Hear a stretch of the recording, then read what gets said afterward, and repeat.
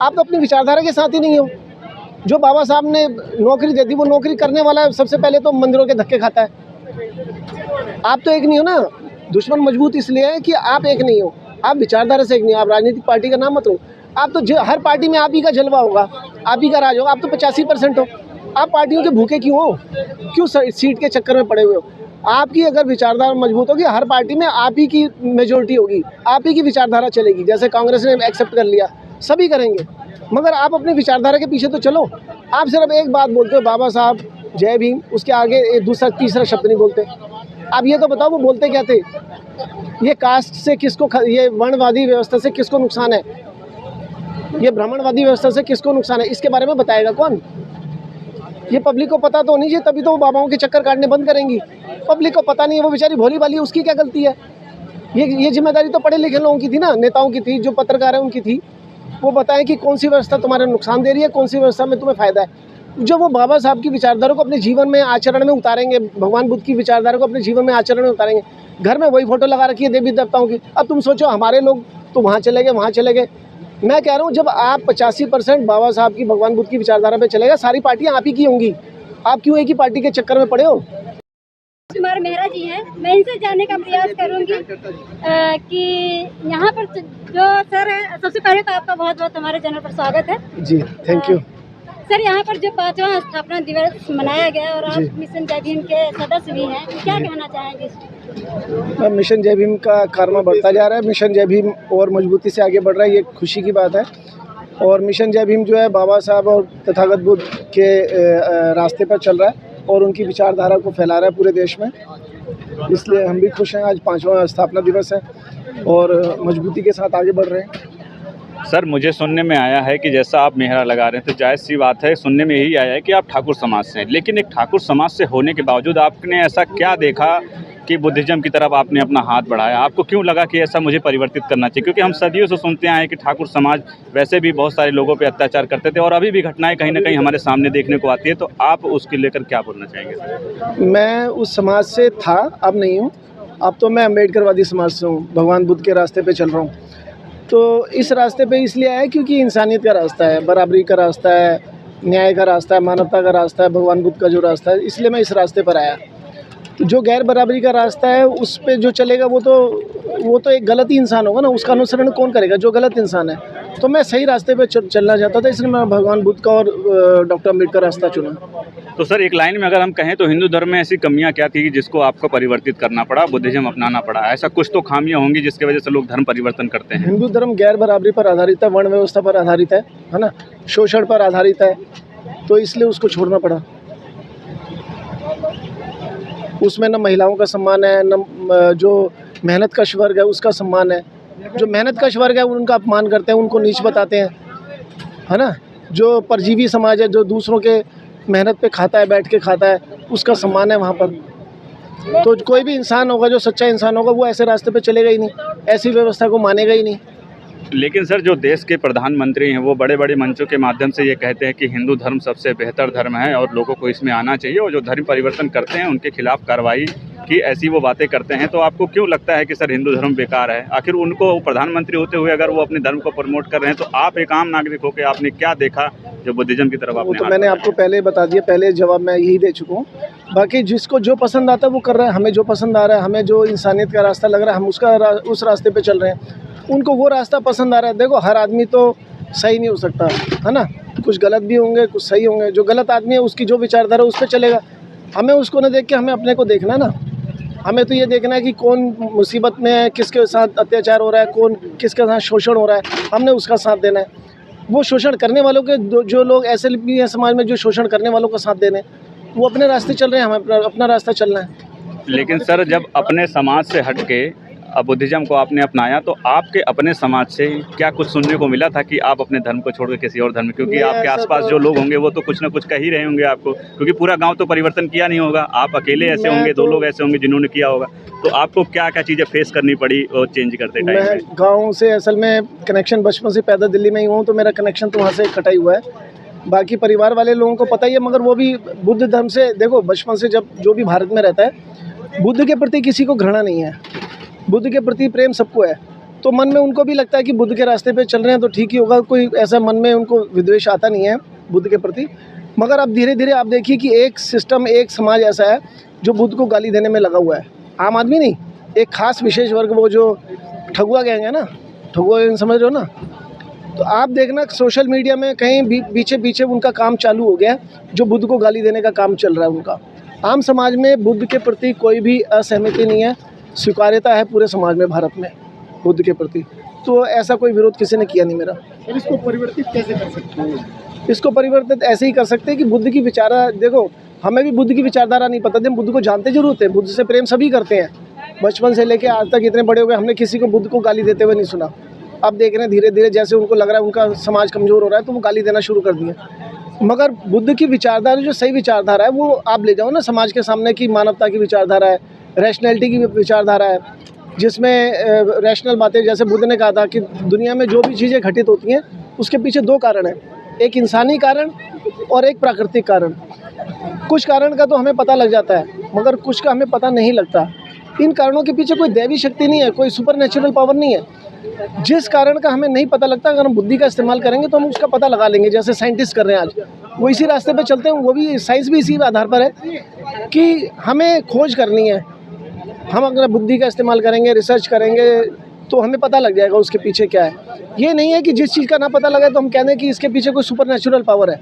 तो बुद्ध ने हमें रैशनैलिटी का रास्ता दिया, मानवता का रास्ता दिया, भाईचारे का रास्ता दिया, नैतिकता का रास्ता दिया। जो पंचशील है वो नैतिकता का उदाहरण है, सबसे बेस्ट उदाहरण है। तो ये रास्ता जब हम लोगों को इसको एक्सप्लेन करके बताएंगे तो लोग मानेंगे इस बात को। लेकिन सर जो लोग बता रहे हैं उनकी भी पिटाई की जा रही है। वो ठगुआ गैंग करवा रहा है ना, जिनको नुकसान हो रहा है, जिनका धंधा चौपट हो रहा है, जिनकी दुकानदारी बंद हो रही है। मगर देखो वो संख्या में कम है, वो इसलिए मजबूत है क्योंकि हम लोग एकजुट नहीं है। जो मानवता के रास्ते पे चलने वाले लोग हैं वो एकजुट नहीं है। अगर वो सब लोग एकजुट हो जाए, विचारधारा को लेके एक दूसरे को गाली देने के बजाय अगर हम अपनी विचारधारा का प्रमोशन ज़्यादा करें तो हम सारे एकजुट हो जाएंगे। विचारधारा तो एक ही है ना। बुद्ध का जन्म जो भारत में हुआ, लेकिन भारत के लोग उनका विरोध कर रहे हैं। भारत में लोग विरोध नहीं कर रहे। भारत में एक खास विशेष वर्ग है ठगुआ गैंग का, जो शोषण करता है, जो सोचता है कि जन्म के आधार पर मैं सर्वश्रेष्ठ हूँ, जन्म के आधार पर मेरा सम्मान होना चाहिए, बाकी सब मेरे से नीचे हैं, वही गाली दे रहे हैं, बाकी और कोई गाली नहीं दे रहा। परिवर्तित करने के लिए आप अपनी विचारधारा को फैलाओ, जन जन तक ले जाओ। एक दूसरे की टांग खींचने के बजाय लोगों को बताओ बुद्ध की विचारधारा क्या थी, बाबा साहब की विचारधारा क्या थी। बाबा साहब ने जब पहला अपने 2 कॉलेज खोले, मिलिंद कॉलेज और कौन सा कॉलेज था, नाम मैं भूल गया। तो अभी मेरे को बामसेब के पुराने एक एडिटर मिले थे जो बामसेब की मैगजीन को एडिट करते थे, एडिटर थे उनके। तो उन्होंने बताया कि उन्होंने जो पहले जो प्रिंसिपल बनाए थे वो कौन से ब्राह्मण है, ये जो महाराष्ट्र में जो होते चित्पावन ब्राह्मण थे, उनको बनाया था प्रिंसिपल। तो बाबा साहब से जब लोगों ने कहा कि आपने चित्पावन ब्राह्मण को क्यों बना दिया प्रिंसिपल मिलिंद कॉलेज का, तो उन्होंने कहा ये ब्राह्मण नहीं रहे, अब ये मेरे फॉलोअर हो गए, अभी हमारे रास्ते पर चल रहे हैं। तो हमें ये देखना चाहिए कौन सा आदमी हमारी विचारधारा को मान रहा है, वो हमारा आदमी है। आप आपस में एक दूसरे की टांग खींचने के बजाय ये देखो कि कौन सी विचारधारा सही है और उसका प्रचार करो। कोई आदमी, जैसे अभी जज साहब ने भी कहा, आप ये मत देखो कि वो आदमी कहाँ खड़ा है कहाँ नहीं खड़ा, वो क्या काम करेगा। आप खुद से वो काम करो ना। आप सोशल मीडिया के माध्यम से अपनी बुद्ध की विचारधारा, बाबा साहब की विचारधारा का प्रचार करो कि उसमें क्या क्या खासियत है, उन्होंने क्या क्या कहा था। जब तक हम वो जानेंगे नहीं तो लोग मानेंगे कैसे? लोग जानेंगे भी तो ना। लोग ज़्यादातर अनपढ़ हैं, पढ़े लिखे नहीं हैं हमारे समाज के, बहुजन समाज के लोग।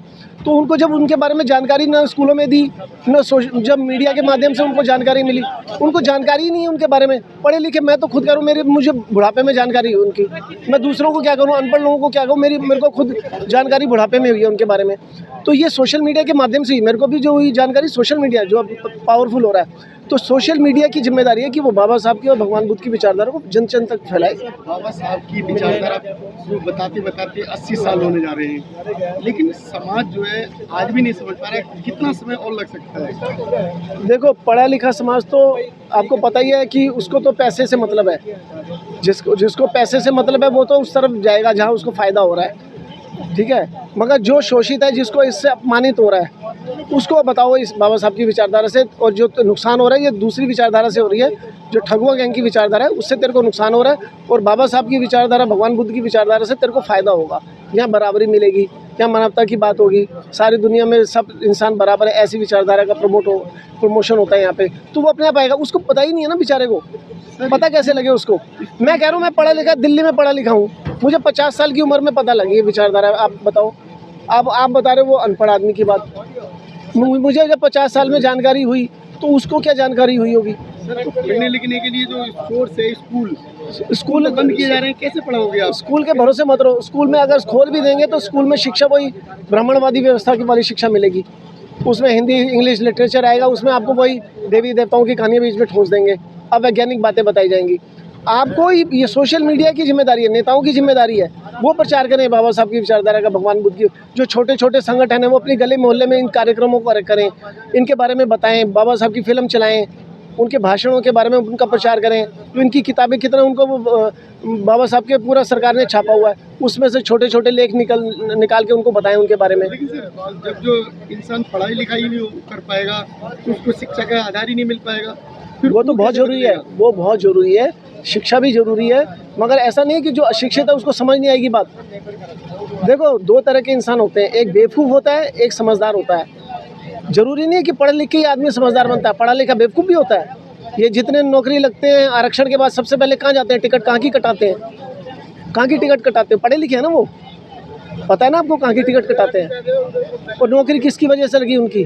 बाबा साहब की वजह से लगी ना। तो बाबा साहब की विचारधारा बताओ, सिर्फ नाम से काम नहीं चलेगा, जय भीम बोलने से काम नहीं चलेगा। वो क्या बोलते थे, क्या सोचते थे, वो भी तो बताओ लोगों को। लेकिन सर, एक बात मेरे दिमाग में आ रही है कि जो है हमारे आज जो है जो चुनाव आयोग में बैठे हुए हैं डायरेक्टर हमारे, उनके एक परिवार के 22 लोग जो है IAS IFS में और 28 डॉक्टर हैं उनके एक ही परिवार के। उन्होंने ऐसा कैसे संभव हो सकता है? एक ही परिवार के लोग शिक्षित हो गए, क्या उनमें एक ही विचारधारा, एक ही दिमाग कैसे पैदा हो गया? उनके पास दिमाग पैदा नहीं हुआ, बहुजन समाज कमज़ोर हो गया। ये बहुजन समाज के कमज़ोर होने से एक ही परिवार के इतने सारे लोग आगे आ रहे हैं। लेकिन 2014 के बाद उनके सारे सिलेक्शन हुए। 2014 के बाद ब्राह्मण व्यवस्था पूरी तरह से काबू में आ गई ना, उसके काबू में आ गया सिस्टम सारा, ब्राह्मणवादी व्यवस्था के हाथ में आ गई ना सत्ता। अब वो जैसा चाह रहे हैं वैसा कर रहे हैं। अभी देखा नहीं, कानपुर में जो बुद्धा पार्क था उसको शिवालय बनाने लगे थे। अब जैसे बहुजन समाज को पता लगा, विरोध किया, तो डर के मारे वापस ले लिया फैसला। मायावती जी ने एक निर्देश दिया था, अगर आपने अपने कोई विरोध नहीं चाहते हो तो अपनी विचारधारा बदल दो, तो अगले दिन ही वो सब निर्णय कैंसिल हो गया। सभी बहुजन नायक जो भी काम कर रहे हैं अच्छा कर रहे हैं। हर आदमी की जिम्मेदारी है कि उसकी तरफ ना देखे, खुद देखे खुद क्या कर रहा है। लेकिन सर, आप भी जैसे समझदार हो, पढ़े लिखे हो, आप सब में सोशल मीडिया वाले, उन सबसे भी रिक्वेस्ट है कि आप बाबा साहब ने क्या क्या बोला था, क्या बोला, सिर्फ नाम का जाप करने से कोई फ़ायदा नहीं होगा। बाबा साहब की फ़ोटो से भी उतना फ़ायदा नहीं होगा। वो एक प्रतीक के रूप में लोगों को दिखाओ उनके नाम के, मगर जो बाबा साहब बोलते थे, जो सोचते थे, जो लिखते थे, उसकी भी तो जानकारी दो लोगों को। पता कैसे लगेगा? मैंने एनिहिलेशन ऑफ कास्ट 50 साल की उम्र में पढ़ी, बताओ, मैंने 50 साल गंवा दिए। अब वो आम आदमी को क्या पता है एनिहिलेशन ऑफ कास्ट क्या है, क्या किताब है, वो कितनी इंपॉर्टेंट किताब है, कौन पढ़ रहा है उसको? लेकिन सर, मैं एक बात पे बड़ा सहमत रहता हूँ, क्योंकि जो है बाबा साहब ने कहा था एकजुटता की बात। लेकिन हमारा जो देश है, हमारा समाज है, बहुजन समाज है, वो पंजे की तरफ फैल गया। वो कहीं कांग्रेस में, कहीं बीजेपी में, कहीं जो है RSS में, कहीं जो है समाजवादी में, कहीं बसपा में, कहीं जो है भीम आर्मी में, कहाँ जाएगा? उस समाज को एकजुट कैसे करोगे? उसको एकजुट करने के लिए विचारधारा है, वो कहीं भी जाए, चाहे कांग्रेस में जाए, सपा में जाए, बसपा में जाए, चाहे तृणमूल में जाए, कहीं भी जाए। अगर आपका 85% समाज एक ही विचारधारा के पीछे चल रहा है तो वो जहाँ भी जाएगा उसी की विचारधारा लागू होगी। सुनो मेरी बात, जो मुद्दे की बात है, राजनीति पे मत जाओ। अब जैसे बिहार में कास्ट सेंसस हुआ, तो उसमें पता लग गया 85% है। जो राहुल गांधी को बेवकूफ़ बनाते थे एक टाइम पे कि 10% लोग नाराज़ हो जाएंगे, उनको पता ही नहीं था 10% है कितने हैं, लगता है ये लोग नाराज़ हो जाएंगे। वो बोलने से भी डरते थे, उस बात के उसके बारे में, बहुजन समाज सोशल जस्टिस बोलने के बारे में भी डरते थे।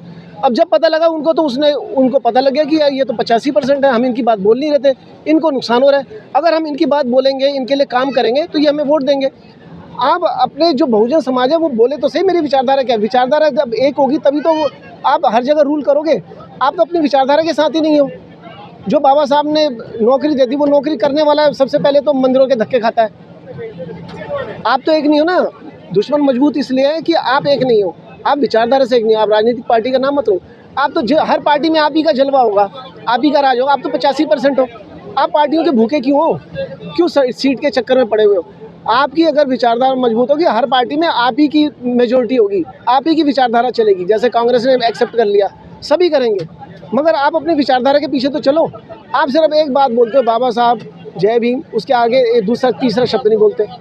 आप ये तो बताओ वो बोलते क्या थे? ये कास्ट से किसको, ये वर्णवादी व्यवस्था से किसको नुकसान है? ये ब्राह्मणवादी व्यवस्था से किसको नुकसान है? इसके बारे में बताएगा कौन?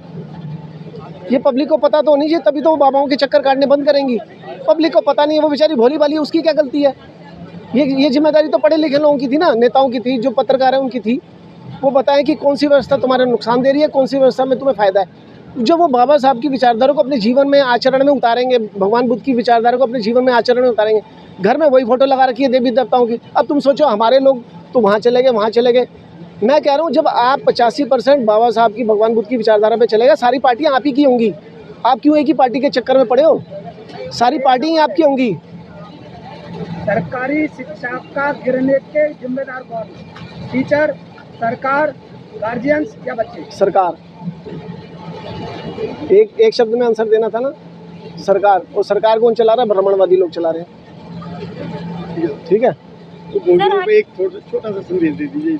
इतना संदेश मैं लेना चाहूँगी। आप एडवोकेट हैं, आपको अच्छी तरह से पता होगा।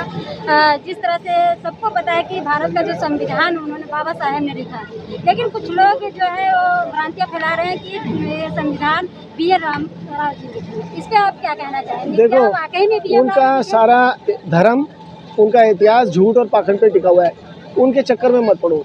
आप अपने लोगों को, उनको सबको पता है बाबा साहब ने संविधान लिखा है, उनको खुद भी पता है, जो ये बोल रहे हैं उनको भी पता है, मगर उनका पूरा धर्म ही झूठ पर टिका हुआ है। उनका धर्म जो अभी 1000-1200 साल पहले तो पैदा हुआ है, और वो बताते हैं हज़ारों लाखों साल पहले, है ना। तो उनका तो, उनकी किताबें, उनका धर्म सब झूठ पर टिका हुआ है। वो तो अभी भी झूठ ही फैलाते रहेंगे। आप अपना काम करो ना, वो अपना काम करें, आप अपना काम करो। आप भगवान बुद्ध का बताओ इतिहास। साइंस जर्नी चैनल आता है, जिसने मेरी भी आंखें खोल दी। साइंस जर्नी चैनल का प्रचार करो। वो इतनी अच्छी बातें, रैशनल बातें, इतिहास और धर्म के मामले में मैं उसको अपना गुरु मानता हूँ, जबकि मैं हिस्ट्री का स्टूडेंट हूँ। 89 में मैंने ग्रेजुएशन की हिस्ट्री ऑनर्स से, मगर मुझे खुद, मेरी आंखें मेरी इतिहास के मामले में साइंस जर्नी ने खोली। आप भी उसका प्रचार करो, ताकि लोगों को पता लगे हमारा इतिहास क्या है, भारत का इतिहास क्या है, बहुजन समाज का इतिहास क्या है ना।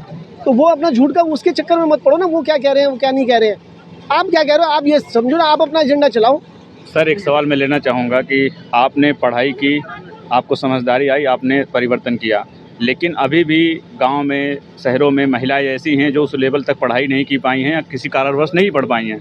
उनको अंदर आप ये बदलाव सर कैसे लाइएगा, अपने, खासकर अपने समाज को लेकर? उनको बताओ ना, बहुजन समाज के लोगों को नुकसान किससे है? कौन सा ऐसा धर्म है जो देश में चल रहा है, जो महिलाओं को सम्मान नहीं देता, अपनी किताबों में महिलाओं का अपमान करता है, उनके सारे अधिकार, सैकड़ों सालों तक उनके अधिकारों को छीन के रखा, उनको पढ़ने नहीं दिया। कैसे माता सावित्रीबाई फुले ने, जब पहला ज्योतिबा फुले ने पहला लड़कियों के लिए स्कूल खोला था, उनके ऊपर कीचड़ फेंकने वाले कौन थे? ये काम तो हम लोगों को करना है ना। ये जब उनको पता ही नहीं लगेगा कि महिलाएं जो हैं, वो जो है महिलाओं के अधिकारों से वंचित किसने किया, तो जब उनको ये पता लगेगा, उनका अपमान, उनके अधिकार आज तक छीने रहे, किसी देवी देवता ने उनको कोई अधिकार नहीं दिया। बाबा साहब ने संविधान जब बनाया तब उसके बाद उनको अधिकार मिले, ये उनको बताएगा कौन? सर, आपका परिवार आपके विचारों से सहमत होकर बुद्धिज़्म में आया? मेरे परिवार में सबको खुली छूट है। जब मैं बुद्धिस्ट बना, उसके बाद मेरी वाइफ तो बुद्धिस्ट नहीं थी, पूजा पाठ, व्रत उपवास सब करती थी, मगर साइंस जर्नी चैनल देखा, 1 हफ्ते में शर्तिया पक्का इलाज हो गया मेरी वाइफ का। उसने व्रत उपवास, धर्म वगैरह सब छोड़ दिया। आपके बच्चे? मेरे बच्चों को मैंने, मेरी वाइफ, जब मेरी धार्मिक भी थी मेरी वाइफ, तो मैंने अपनी वाइफ को कहा था कि बच्चों के दिमाग में धर्म वरम की चीज़ें मत डालो, इससे ना दिमाग संकीर्ण होता है। साइंटिस्टों ने, डॉक्टरों ने भी, मनोचिकित्सकों ने भी कहा है कि बच्चों को शुरू से अंधविश्वास पाखंड की शिक्षा दोगे तो उनका दिमाग विकसित नहीं होता। तो मेरी वाइफ धार्मिक रहते हुए भी उसने कभी बच्चों को धर्म की तरफ नहीं धकेला। तो बच्चों ने साइंस पढ़ा, स्कूल में पढ़ा, वो धीरे धीरे वो रैशनली बने, नास्तिक बन गए दोनों बच्चे।